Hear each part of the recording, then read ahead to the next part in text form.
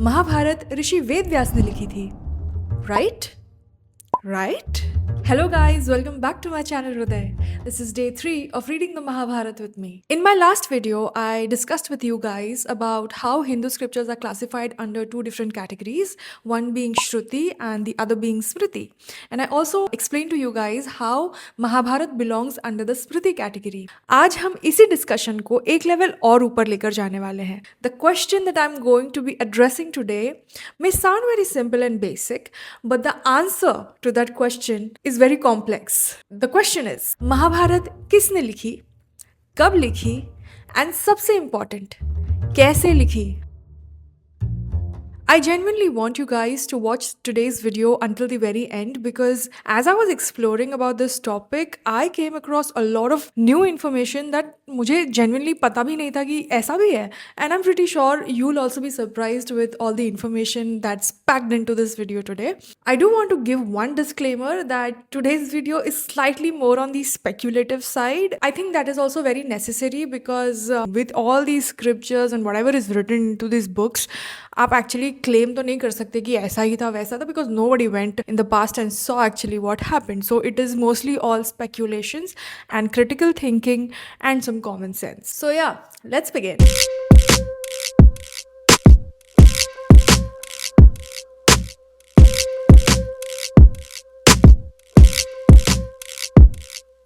हम सब बचपन से यही बात सुनते आए हैं कि महाभारत ऋषि वेद व्यास ने लिखी है एंड ट्रेडिशनल व्यू भी बिल्कुल यही मानता है. लेकिन जब हम थोड़ा हिस्ट्री, आर्कियोलॉजी और मॉडर्न स्कॉलरशिप की तरफ जाते हैं तो पिक्चर थोड़ी कॉम्प्लिकेटेड हो जाती है. स्कॉलर्स कहते हैं कि महाभारत किसी एक इंसान का काम नहीं है. ये एक ऐसा टेक्स्ट है जो सदियों तक इवॉल्व होता रहा और जिसमें अलग अलग लोगों ने अलग अलग समय पर कॉन्ट्रीब्यूशन दिया. मतलब ये एक बुक कम और एक लिविंग ट्रेडिशन ज्यादा थी. अब सबसे पहले हम ट्रेडिशनल व्यू को क्लियरली समझ लेते हैं. हिंदू परंपरा के अकॉर्डिंग महाभारत के रचयिता कृष्ण द्वैपायन व्यास हैं, जिन्हें हम आमतौर पर वेद व्यास के नाम से भी जानते हैं. Now, Ved Vyas is not simply a writer. In fact, in Hindu tradition, Ved Vyas is considered one of the most important sages. Ved Vyas को क्रेडिट दिया जाता है महाभारत के कंपोजर होने का, वेद को कंपाइल करने का. That is why his name is Ved Vyas. And also he was the composer of Purans. लेकिन सबसे इंटरेस्टिंग बात यह है कि Ved Vyas was not just the author of the Mahabharata. In fact, he was also an important character within the story of Mahabharata. He was the father of Dhritarashtra and Pandu. So that makes him a grandfather level relative of Kauravas and Pandavas. इस sense में वेद व्यास कहानी के अंदर भी है और कहानी के बाहर भी.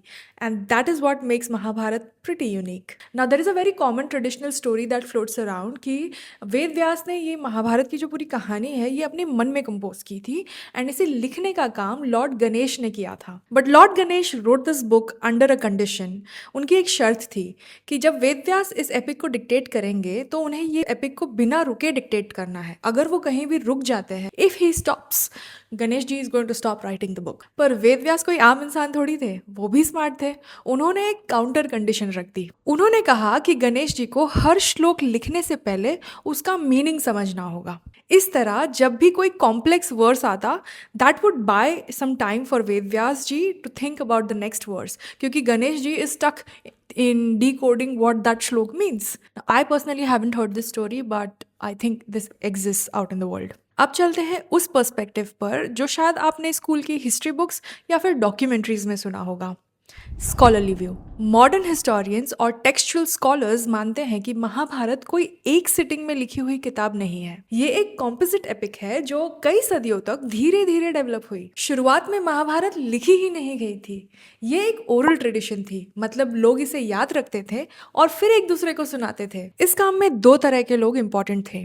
एक थे सुताज यानी बार्ड्स, जो अक्सर रथ यानी चैरिट्स चलाते थे और युद्ध की कहानियां सुनाते थे. दूसरे थे प्रीस्टली स्टोरी टेलर्स, जो धार्मिक सभाओं और यज्ञ के दौरान कथा सुनाते थे. हर जनरेशन ने कहानी को थोड़ा बदला, कुछ नया जोड़ा और कुछ चीज़ों को अपने टाइम के हिसाब से समझा. इसी प्रोसेस में महाभारत धीरे धीरे बड़ी होती गई। स्कॉलर्स बिलीव दैट शुरुआत में ये सिर्फ कुरु डायनेस्टी की एक बड़े युद्ध की कहानी थी। It was just a war poem. उस टाइम इसमें ज्यादा फिलॉसफी या भगवान के कॉन्सेप्ट्स नहीं थे। फिर जैसे जैसे समय बदला इसमें नए लेयर्स ऐड होते गए। धर्म, कर्म, मोक्ष जैसे आइडियाज शामिल हुए। रिलीजियस और माइथोलॉजिकल मैटर जुड़ता चला गया। अब टाइम फ्रेम की बात करूँ तो scholars give us a rough idea. I am not talking about when the event of Mahabharata occurred, I am talking about when Mahabharat was written down. Now it is difficult to say when exactly this was written, but broadly ये माना जाता है इसका core 1500 to 1000 BCE के आसपास शुरू हुआ। Major expansions 500 BCE to 400 CE के बीच हुई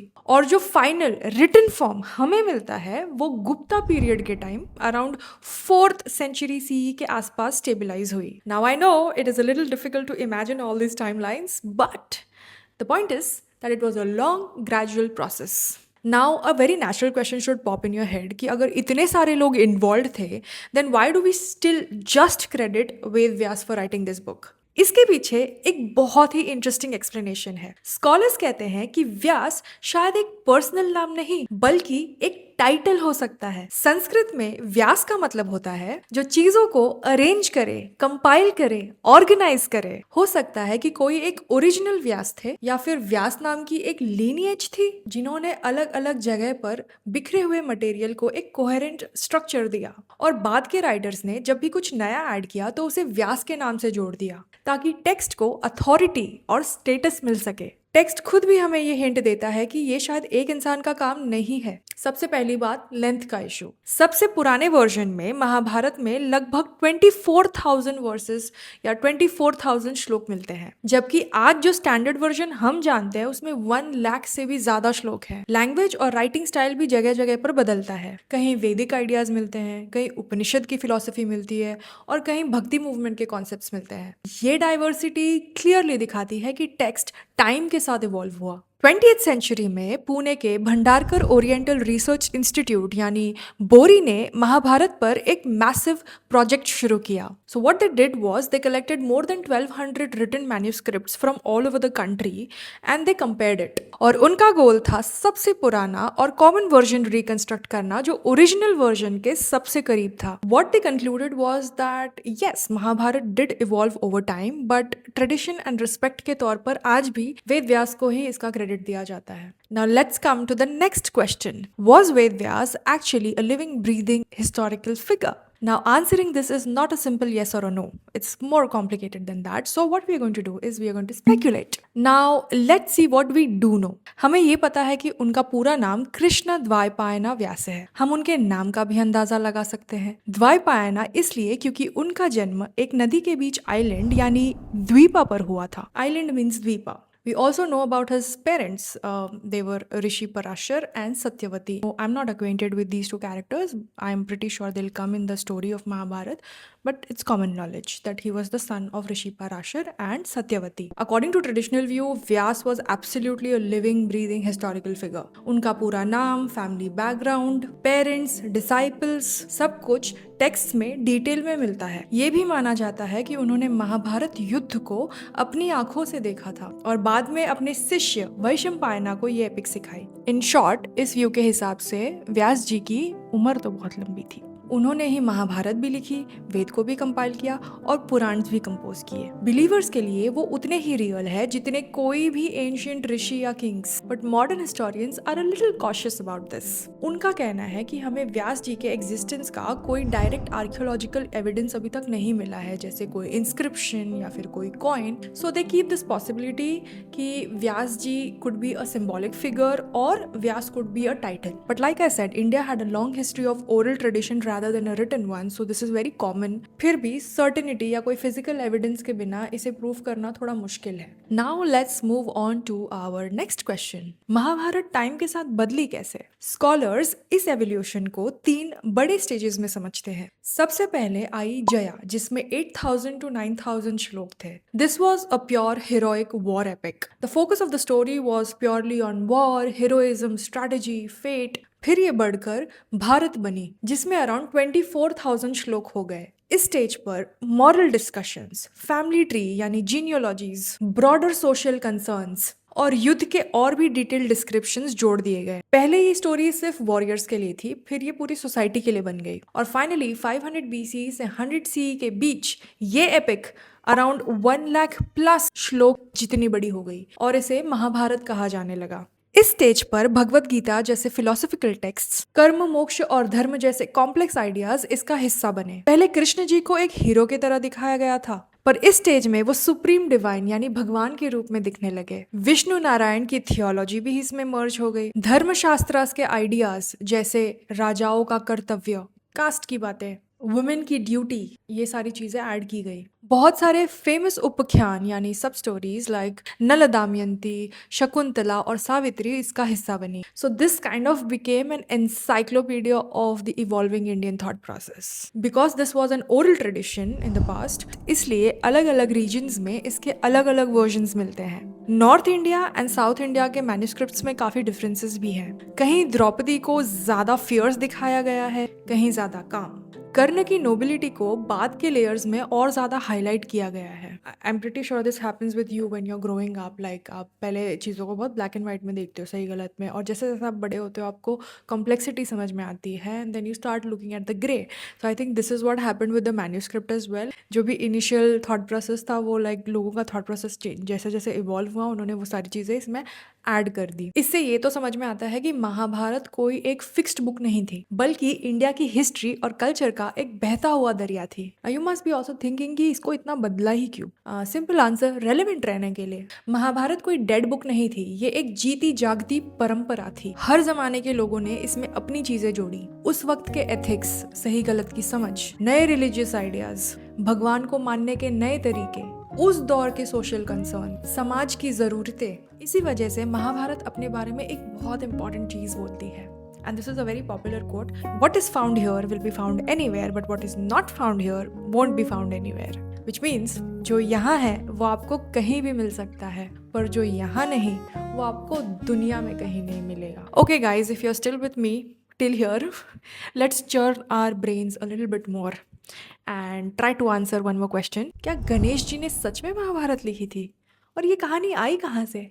मॉडर्न स्कॉलर्स इस एपिसोड को एक लेट एडिशन मानते हैं। रीजन सिंपल है, ये कहानी महाभारत के पुराने स्क्रिप्ट्स में मिलती ही नहीं है। बोरी के क्रिटिकल एडिशन में भी ये कहानी ओरिजिनल कोर का हिस्सा नहीं माना गया है। And there are many instances in the epic itself, in fact in the very beginning वो खुद आपको बता रही है कि ये एपिक जो है ये बोलकर सुनाई जाती थी। व्यास जी से शिष्य, शिष्य से ऑडियंस। और अगर गणेश जी ने एक ही बार में सब कुछ लिख दिया होता तो इतने स्ट्रॉन्ग ओरल ट्रांसमिशन की जरूरत ही नहीं पड़ती। हिस्टोरियंस का मानना है कि जब राइटिंग कॉमन हुई और लोगों ने पूछना शुरू किया कि इतनी बड़ी किताब लिखी कैसे गई, तब एक माइथोलॉजिकल आंसर दिया गया, इसे भगवान ने लिखा है। Okay wait, I know you must be thinking ये कैसे कैसे सवाल पूछ रही हूँ मैं, पर मेरे पास और एक सवाल है इस गूगल जनरेशन के लिए। Okay, I come in that, which is अगर ये ओरल ट्रांसमिशन थी, 1 लाख श्लोक याद कैसे रखे जाते थे? मैं बताती हूँ। एंशिएंट इंडिया में इसका एक पूरा साइंटिफिक सिस्टम था। Now this is where I feel that maybe our culture was way richer than we credited for. Text को इंटेंशनली मेमोरी फ्रेंडली बनाया गया था। Fixed meters, rhythmic structure, repeated phrases, ये सब उस जमाने की मेमोरी टेक्नोलॉजी थी। इसके अलावा काम डिवाइड किया जाता था। अलग अलग फैमिलीज अलग अलग परवाज में स्पेशलाइज करती थी। टीचर्स अपने स्टूडेंट्स को सेगमेंट्स में ट्रेन करते थे। एडवांस्ड निमोनिक टेक्निक्स जैसे पदपाठ, क्रमपाठ और घनपाठ यूज होते थे, जिससे एरर की पॉसिबिलिटी बिल्कुल खत्म हो जाती थी। इसी तरह पीढ़ियों तक, for generations to come, this epic was alive collectively. मतलब किसी को एक हिस्सा याद था तो किसी को दूसरा। And Mahabharata wasn't read like a book back then, it was performed. इसे पब्लिकली सुनाया जाता था। रिचुअल्स और त्योहारों पर इसका पाठ होता था। और जब कोई चीज बार बार परफॉर्म होती है तो वो जिंदा रहती है। दोस्तों, ये सिर्फ इंडिया में नहीं हो रहा था, दुनिया के कई एपिक्स ऐसे ही इवॉल्व हुए। होमर की इलियाड ग्रीक कल्चर में ये भी पहले सुनाई जाती थी, बाद में लिखी गई। द बाइबल, इसके भी पुराने हिस्से सदियों तक ओरल ट्रेडिशन का पार्ट थी। इसी कॉन्टेक्स्ट में मुझे याद आता है एक modern example, I think you must have heard about this on the news. Maharashtra के वेदमूर्ति देवव्रत महेश रेखे ने हाल ही में लगभग 2000 मंत्रास, अराउंड 25 लाख वर्ड्स बिना किसी बुक के सिर्फ मेमोरी से रिसाइट किए, और वो भी सबसे डिफिकल्ट वैदिक चैंटिंग स्टाइल में। And he did that for 50 days without a single mistake. And this tells us this was not just a magic of the past, it was actually a disciplined and a well-established system of the past. You might find this a little bit weird, but पुराने ज़माने में लिखने को unreliable माना जाता था। उस ज़माने में लिखने के लिए भोजपत्र यानी पाम लीव्स का यूज़ होता था, पर वो बहुत जल्दी सड़ जाते थे। लिखी हुई चीज़ को कोई छुपके से बदल भी सकता था, जो सदियों तक दबी रहती। इसके उलट मेमोरी पब्लिक होती थी। जब कोई सामने रिसाइट करता था तो सुनने वाले तुरंत गलती पकड़ लेते थे। हमारे कल्चर में ज्ञान को प्राण से जोड़ा गया है। उनके लिए कागज पर लिखे गए शब्द डेड मार्क्स की तरह थे, जिनमें कोई जान ही नहीं थी। यही वजह है कि सदियों तक वेद को लिखना मना था, एंड महाभारत की मैन्युस्क्रिप्ट भी बहुत बाद में आई। और एक बहुत इंपॉर्टेंट बात, रिटन कल्चर ने सोशल पावर को भी चेंज कर दिया। जब कोई चीज लिख दी जाती है तो उसकी अथॉरिटी एक जगह कॉन्सेंट्रेट हो जाती है, मीनिंग फ्रीज हो जाता है, और इंटरप्रिटेशन की फ्लेक्सिबिलिटी खत्म हो जाती है। जो लिखा है वही फाइनल मान लिया जाता है। ओरल ट्रेडिशन इसका बिल्कुल ऑपोजिट थी। यहाँ कहानी जिंदा होती थी। स्टोरी टेलर ऑडियंस के हिसाब से, समाज की जरूरत के हिसाब से कहानी को थोड़ा अडेप्ट कर सकता था। मतलब मीनिंग रिजिड नहीं थी, वो टाइम के साथ इवॉल्व होती रहती थी। इस सेंस में ओरल ट्रेडिशन सिर्फ कहानी सुनाने का तरीका नहीं थी, वो एक ऐसा सिस्टम था जो सोसाइटी के साथ साथ बदलता रहता था। Okay guys, I think this video has already become too long and रात भी हो गई है। I hope you enjoyed it and you loved the whole speculative journey with me. Please feel free to point out any mistakes that I might have made, and I'm sorry, I don't mean to offend anybody. In my next video, I think that will be probably the start of the Mahabharat, and हम discuss करेंगे कि महाभारत शुरू कैसे हुई थी, like how the book starts. Okay? See you in my next one. Bye.